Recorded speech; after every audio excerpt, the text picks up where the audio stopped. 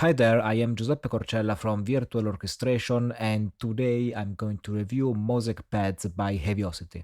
First of all, I want to thank Heavyocity for kindly sending us a copy of the library to review.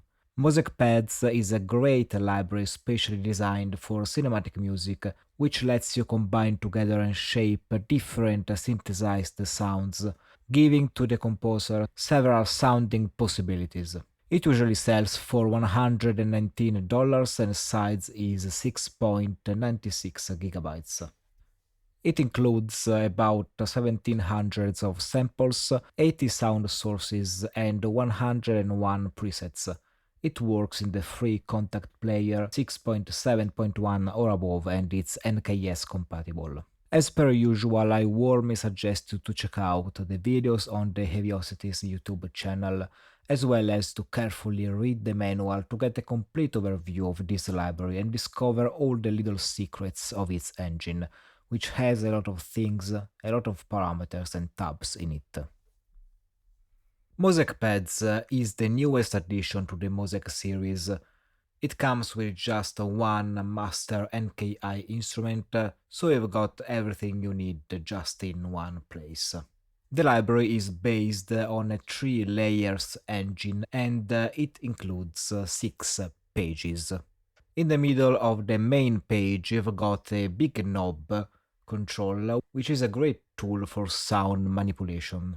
It controls up to 6 parameters, the ones you see at its sides, and you can enable and disable each of them depending on the ones you need. If you click on one of these parameters, the control window appears, giving you access to a lot of controls for each parameter and for each layer, so you can really do whatever you want with this. By moving the big knob, which is assigned to CC1, you basically decided the behavior of the moving sliders, and if you click on this button near them, you change the direction.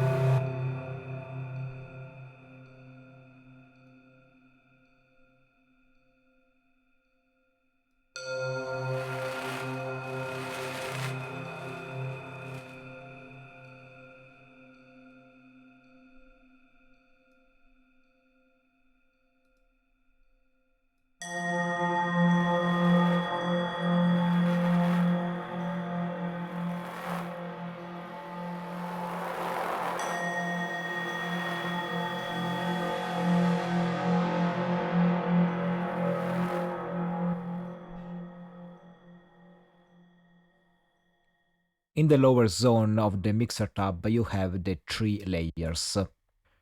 You can enable or disable them, and if you click on the instrument slot, the option window shows up. We will talk about this very soon. Other controls like the volume and the pen can be controlled with the macro knob. You know what are the controls assignable to the macro knob thanks to a couple of little arrows near them. And if you click on them and move your mouse up or down, you can assign the range controlled by the macro knob, making them evolving in time.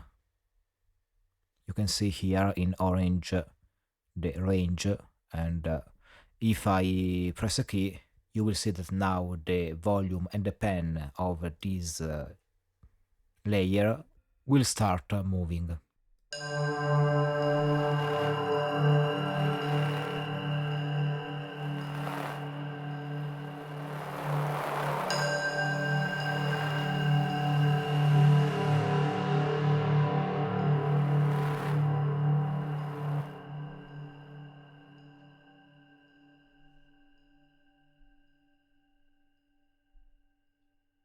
So you can really create a kind of evolving sound. The control tab lets you control indeed the effects in the upper zone. And as you can see, even here some parameters are assignable to the macro knob.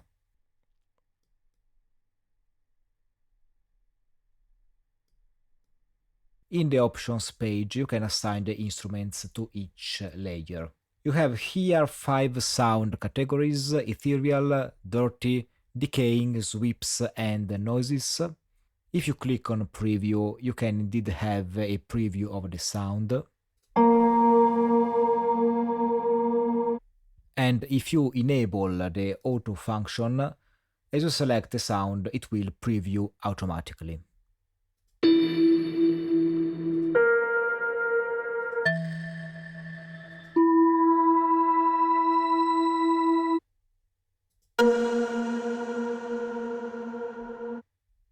Very useful. At the center of the page, you can resize the range of each layer on the keyboard.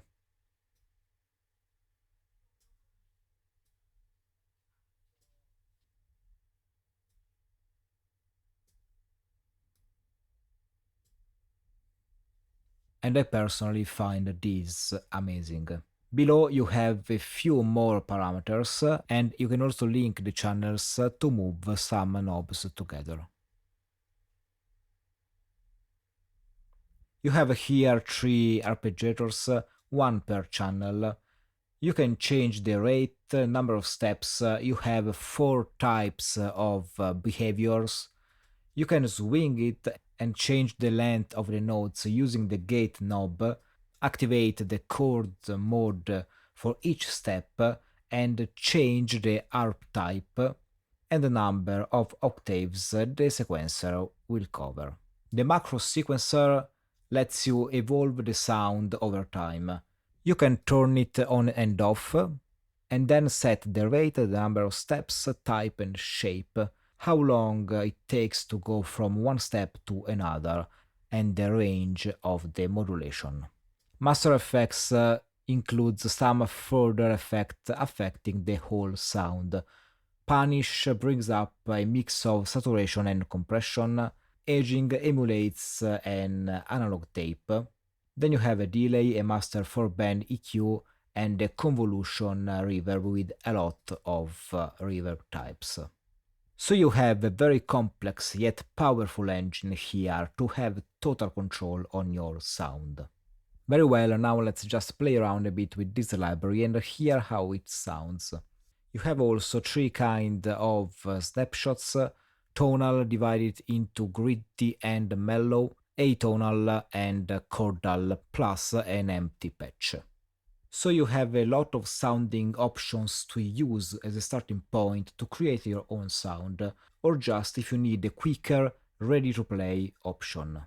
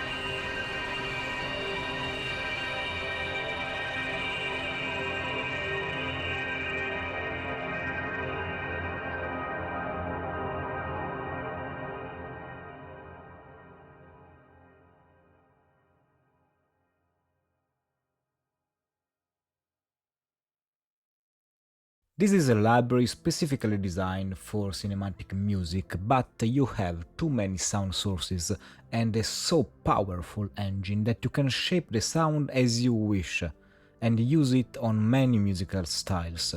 You can really create anything you want out of this library. I believe it's great to have an engine that gives you so many options in terms of sounding creativity. I really enjoy the evolving sound you can create with this library. Also, the individual sounds are very nice and some of them truly inspiring, and you can basically blend them together as you wish, and also change their range on the keyboard, which is a feature I love. So again, the engine is amazing, and together with the choice of these sound sources, it can really be a powerful sound designing tool in the hands of any composer. It's all for today. I hope you enjoyed this video. If you want to support virtual orchestration, subscribe to the channel, join our newsletter if you wish.